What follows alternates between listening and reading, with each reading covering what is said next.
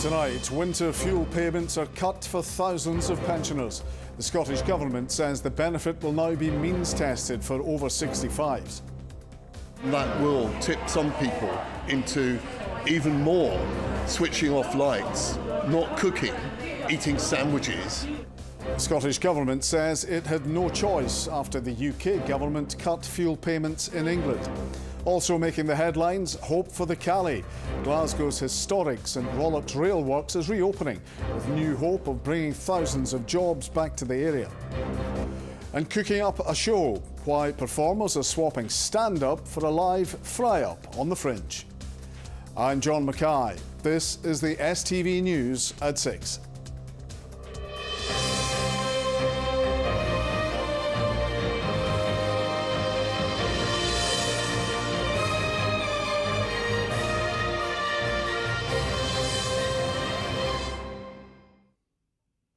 Good evening. As the winter fuel payment is cut for some pensioners, Scotland's Finance Secretary insists ministers were left with no choice. Shona Robeson says the Scottish Government had hoped a replacement benefit here would be universal. However, she says it has taken the decision with a heavy heart after the Chancellor announced the benefit would be means tested in the rest of the UK. Our political correspondent Ewan Petrie reports. This cafe in Edinburgh provides practical support for older people. There is concern here that not all pensioners will continue to receive help with the cost of energy bills. If the winter fuel allowance drops very slightly, then that will tip some people into even more switching off lights, not cooking. I can understand the government don't have the money, but it's very hard for some people. I don't actually mind that there should be a means tested, but it's got to be an awful lot higher than it is at the moment. The Finance Secretary was on a visit to a robotics lab at Napier University this morning.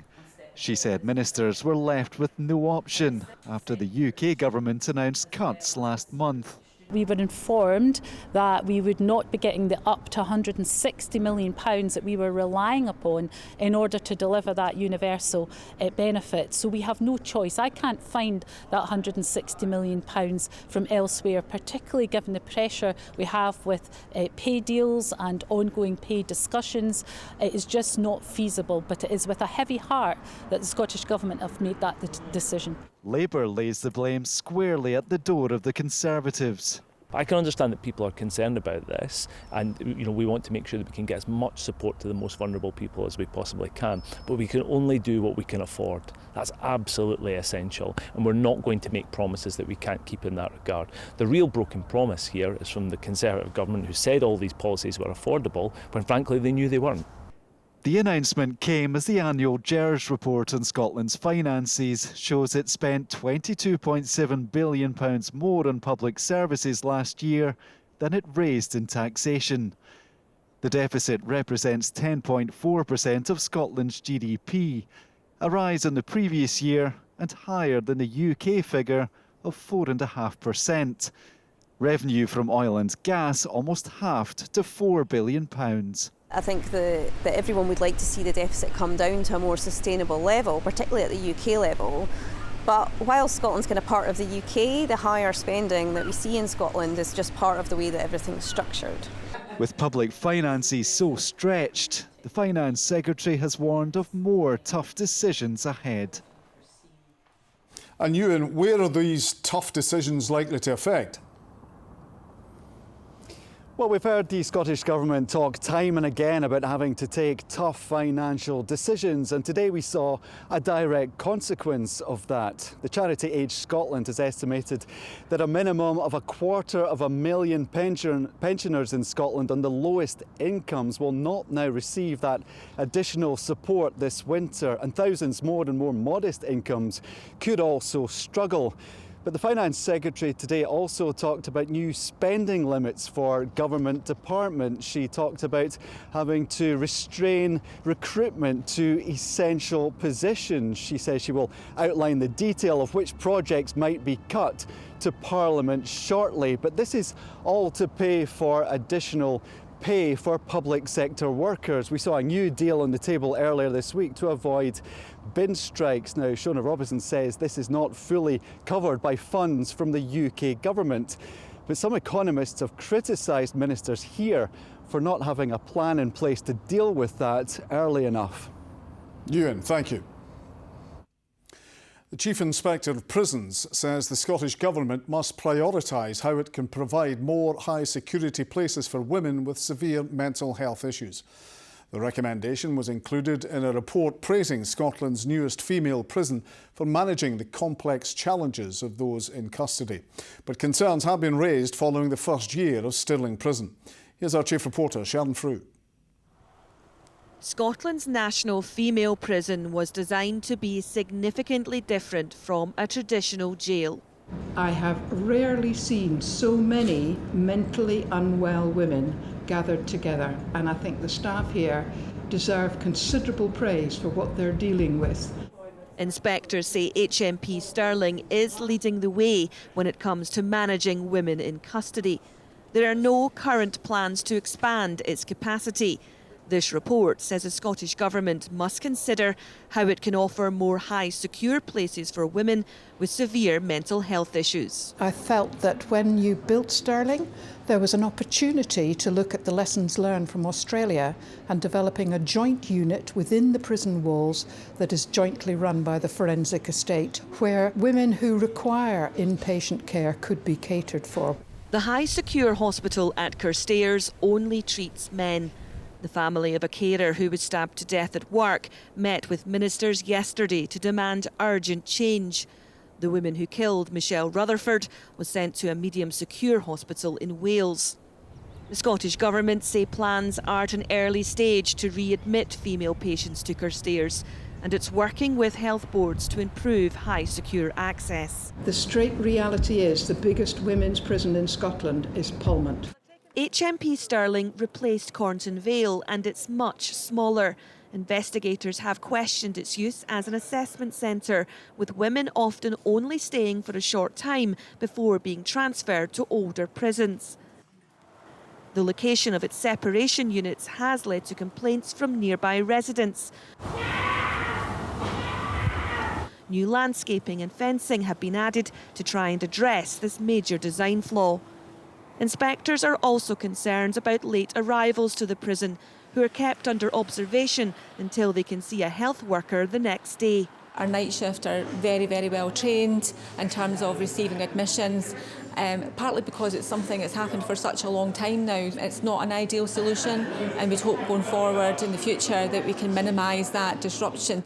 The Scottish Prison Service says it recognises areas where improvement is needed.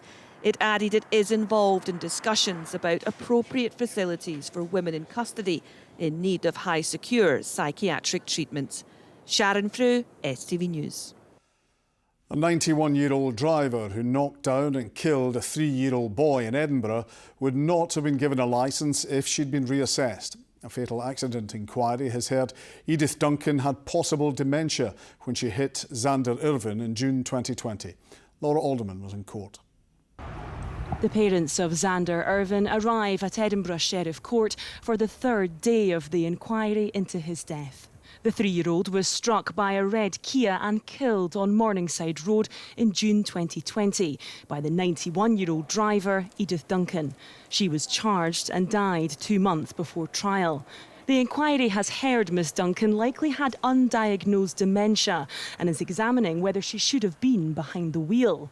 This morning, the courtroom was shown video footage of Miss Duncan's police interview. Xander's mother was tearful as it played. When Miss Duncan was asked by police how she remembered the incident, she said, "God knows what happened. I didn't realise how serious it was. It's dreadful. My foot must have slipped. At my age, I never imagined this sort of thing to happen." Miss Duncan described herself as a good driver and said she drove every day, despite cancelling her insurance a few months prior to save money. Miss Duncan was then told by police that before hitting Xander, she'd been parked illegally at a pedestrian crossing for 40 minutes, to which she appeared shocked and confused. Miss Duncan said she was aware she'd mounted the pavement with her car because she heard a bang. But police told her that from CCTV footage, it's clear she did not use her brake pedal at any point. "You've not reacted at all," the officer told her. In tears, Xander's mother then left the courtroom. At the end of the footage, Miss Duncan said, "I'm just so upset about what happened. It's not like me at all. I wouldn't do that. I'm so sorry." Drivers over 70 must renew their licence every 3 years using a system of self-certification. But this psychologist told the inquiry today this system does not work when it comes to drivers with undiagnosed dementia. The inquiry also heard from a doctor at this Edinburgh hospital where the DVLA and NHS carry out driver assessments for those with medical conditions. Dr Lynn Hutton told the inquiry that if Miss Duncan's driving had been reassessed, she'd likely failed and would not be on the road. Sheriff Principal Nigel Ross said the problem for this inquiry was how older drivers like Miss Duncan, who appeared on the surface to be unimpaired, could be identified and reassessed, and if a better system was possible. Dr Hutton replied that no other country in the world had yet found a straightforward answer to this. Laura Alderman, STV News at the Sheriff Court in Edinburgh. Scotland's Chief Constable says she wants more police to carry tasers to prevent attacks on officers. Speaking at an event to mark a decade since the establishment of the Scottish Crime Campus, Joe Farrell said preventing attacks on police officers could help tackle the increasing number of police off from work-related assaults. Certainly, it's a really effective tool in terms of de-escalating violent situations. But our training goes beyond that, and a large part of it is around de-escalating a confrontational situation, so that we don't get into a position where we are fighting with somebody. To stories in the West, and a 40-year-old woman has died after being struck by a car in Glasgow yesterday. She was dropped off in Wellington Lane shortly before being hit by another vehicle. Police are not treating her death as suspicious, but are investigating the circumstances surrounding the incident. A man will appear in court over attempted murder of a 16-year-old boy at the Transmit Music Festival. The teenager was attacked on the 13th of July near the Ferris wheel on Glasgow Green. The 18-year-old man has been arrested and charged and is due at Glasgow Sheriff Court tomorrow. Glasgow's St Rolloch's Railworks is reopening. The Cali, as it's known by locals in Springburn, has been bought over as a joint venture by a family firm. Gibson's Engineering hopes to bring thousands of jobs back to the area. Courtney Cameron has this report. This is the first train to trundle up these tracks since the St Rolloch's Rail Depot closed in 2019. Those who gathered to watch say it was an emotional moment, as it marks the start of a new era of train engineering in Glasgow. These engines have faithfully served the interests of transport in times of peace and war. The site, formerly known by locals as the Cali, has been at the heart of the area since 1850. It was once a global centre of locomotive construction and was the largest and longest operational train manufacture and repair works in Scotland. But after a strong campaign supported by unions and politicians, the works closed 5 years ago, resulting in the loss of 67 jobs. Locals today say the effects were felt well beyond the gates. My two brothers worked in the Cali and they get made redundant. So it would be great if they would bring the jobs back again to this area. I worked here for 34 years, started as an apprentice, worked my way up to team leader, gaffer, and then I get laid off after 35 years. My husband was actually a member of the Cali Railway Lodge. It was quite upsetting, I think, when this all closed down, because this used to be such an industrial wee area. The biggest memory for me in here was when I visited my dad working on the London Underground accident damage. I was about 9 or 10 years old, and from there I was hooked and fascinated to the railway.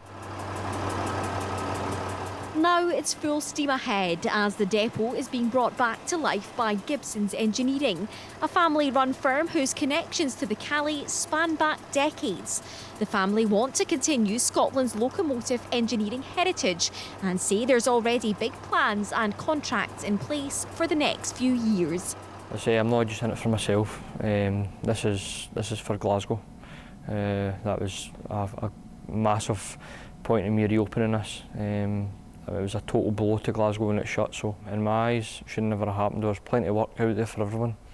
By this time next year, this empty space will be a hive of activity. It's expected the reopening will create up to 1,000 jobs over the next 5 years, and within the next decade, there could be 10,000 more. The depot served Scotland Rail network for over 160 years before it closed, and now the Gibson family hope they're on track to preserve it for centuries to come. Courtney Cameron, STV News, Glasgow.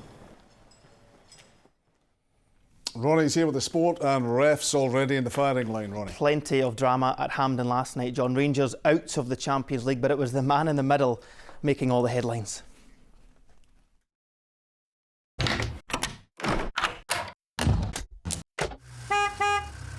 STV Sport, sponsored by the C.R. Smith Summer Sale. A very good evening. The worst decision he's seen in more than 30 years of football. The words of Philippe Clement as he watched his side get dumped out of the Champions League after defeat to Dynamo Kyiv.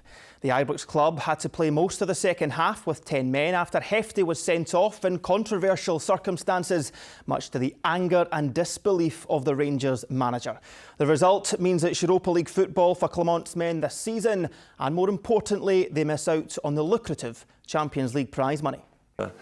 More than 50,000 fans, and you expect a better level in decision making, because this is for me the worst decision that I've seen in my more than 30 years of football. You know, we've got a cup game at the weekend, so you know there's no time to mourn on this. We'll look at the lessons that we need to take from it, then you know brush ourselves off, and we've got to go again. I told you guys this week, if you go to Champions League, you can do things faster because there's 40 million coming into the club. That's not the case now. So it will take more time. That's the reality. Hibs head coach David Gray has admitted the club are a little bit behind in the transfer market, insisting he's only looking to add the right calibre of player. The Easter Road side have recruited 9 new signings this summer, including most recently Celtic loanee Kwon. Gray expects to add more before the window closes at the end of the month. The earlier you can get your group together and the earlier you can do your business would benefit everyone, and I think everyone would agree with that. But the reality of the situation is that's not football. We are a little bit behind, but we have recognised that and we've recruited really well. It's went through a real process of trying to make sure we get the right ones. That's always been the message, to make sure we get the right ones and don't just quickly go and bring in people because we knew we needed to add in that position. Now, there was a homecoming heroes welcome in Stirling today for Duncan Scott.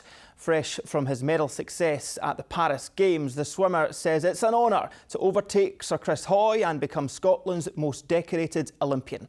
He was joined at the pool by dozens of young fans, and Jamie Borthwick went along to join them. His heroics in Paris saw Duncan Scott return home with a gold and a silver to add to his collection. A total of 8 medals takes him above Sir Chris Hoy as Scotland's most decorated Olympian. He'll have a little bit to say with the number of golds he's got, for sure. Rightfully so as well. You know, I'm going for gold, it's just I end up coming second every time. But yeah, it's not something I ever thought I would get close to. You know, growing up, when I was younger, watching the Olympics, I was a huge fan. To have that many now is, yeah, it's a real honour. In Stirling today to support swimming lessons and encourage more kids into the pool. But quickly, Scott will be turning his attention to what comes next and trying to keep pace with French sensation Leon Marchand. You know, there's so much left in the sport that I haven't done, so, you know, I can quickly get back to the drawing board and see, you know, it could be simply looking at Leon, how much better than me is in every little aspect, and what can I improve on, or, you know, what did I do that I could have done better, you know, looking in rather than looking out. So yeah, look, there's so much that I can get better at, and for me I find that quite exciting. And there was no shortage of enthusiasm from the youngsters today. It's really exciting and I feel really excited. What did you think when his team finished first and won the gold medal? I felt really happy. You saw him win the gold medal. What was that moment like? It was like happy to get me faster swimmer. What's just happened at the Olympic Games is a real positive, and you know, can we act quickly on that and get as many people kind of looking into, can I try out a new sport? Can we get into swimming? From the Olympic podium to the local swimming pool, Duncan Scott is inspiring the next generation, and he's not finished yet. Jamie Borthwick, STV Sport, Stirling.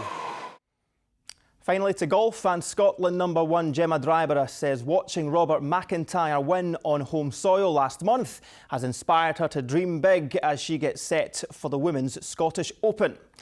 The world's best have arrived at Dundonald Links in Ayrshire for the tournament, which gets underway tomorrow morning.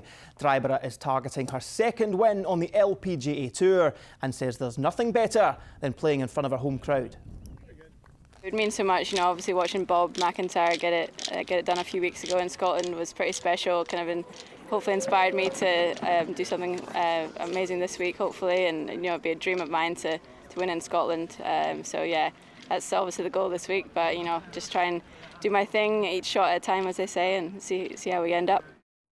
All the very best to Gemma. We'll be live at Dundonald Links for the sport tomorrow night as that Women's Scottish Open gets underway. Join us then if you can. As ever, you can keep up to date with all the very latest on the STV Sport website. Bye for now.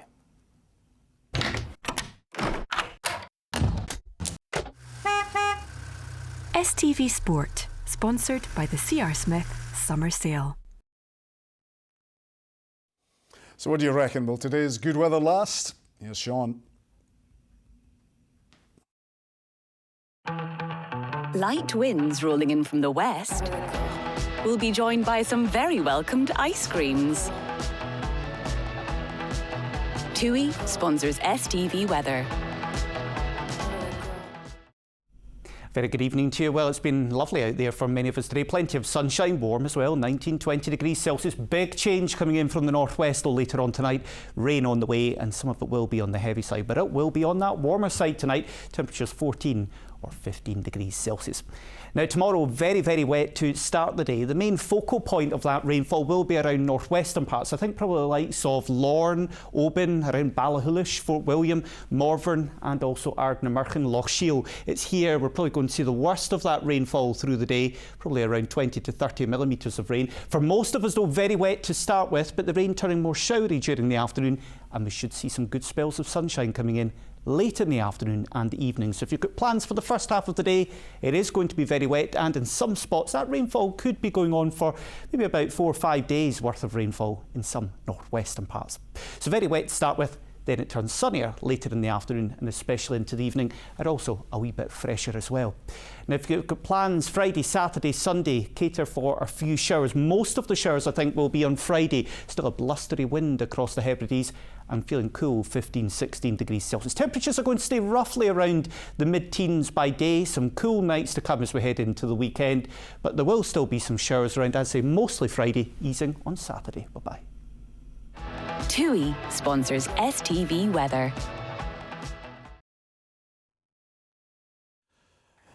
Sadly, no surprise in any of that. Now, finally, has live cooking become the latest trend during the Edinburgh Fringe? A number of shows have ditched stand-up for fry-ups this year, preparing food in front of their audience as part of their performance, with many getting a chance to taste the creations during the show. Amy Flett reports. Hello, do you want some spam? For most of us, when it comes to spam, we often think of the unwanted junk in our emails. But for Sierra, it's so much more than that. Originally from Guam, she's brought her show For the Love of Spam to the Edinburgh Fringe this year, where she's used the tinned meat as a metaphor for modern-day colonialism in the Pacific. During the show, she prepares the canned cuisine on stage, and afterwards, the audience get to try it for themselves. If I see a show that talks about a certain type of food for like an hour, I want it. I want to have it. Don't tease me. Give it to me. Do you know what I mean? Let me try it. So I thought to myself, like, why not let people try it? Because if it's got such a polarized kind of view on it, it might be really cool actually to like have people get a chance to try it again in a way that they can understand it from my perspective. Lentils. And she isn't the only one using food as an incentive for a show. My English Persian Kitchen is a play based on a cookbook by Atusa Safeh and explores her reconnection with her home in Iran through cooking. Using your sense of smell, it's so underused in theatre, I think, and it's such an evocative thing for memory, isn't it? it can really transport you. I remember the very first time you suggested it, I was like, wow, can it be possible to cook while we're doing this show? Another show breaking into the scene is A History of Fortune Cookies, where the audience watches on as Sean bakes a cookie for each of them while he explores his mixed race identity. The use of food as a device is such a powerful tool in anyone who's doing performance or theatre, and I'm really happy that it's being used more often. I'm also really happy that more venues seem to be up for it, and more venues seem to be a bit more accommodating to using live food and live cooking, so I think it's something that hopefully we'll see more of as we go. Well, there are plenty of options when it comes to eating out at the Fringe, but if it's the full experience you're after, it seems you can eat your heart out during the shows as well. Spam fritters, anyone? I think I'm going to have to Google those. Amy Flett, STV News, Edinburgh. Google spam fritter? What's the one I'm coming to? Clearly, though, that does say dinner time. And from all of us here, thank you for watching. Enjoy the rest of your evening. Good night.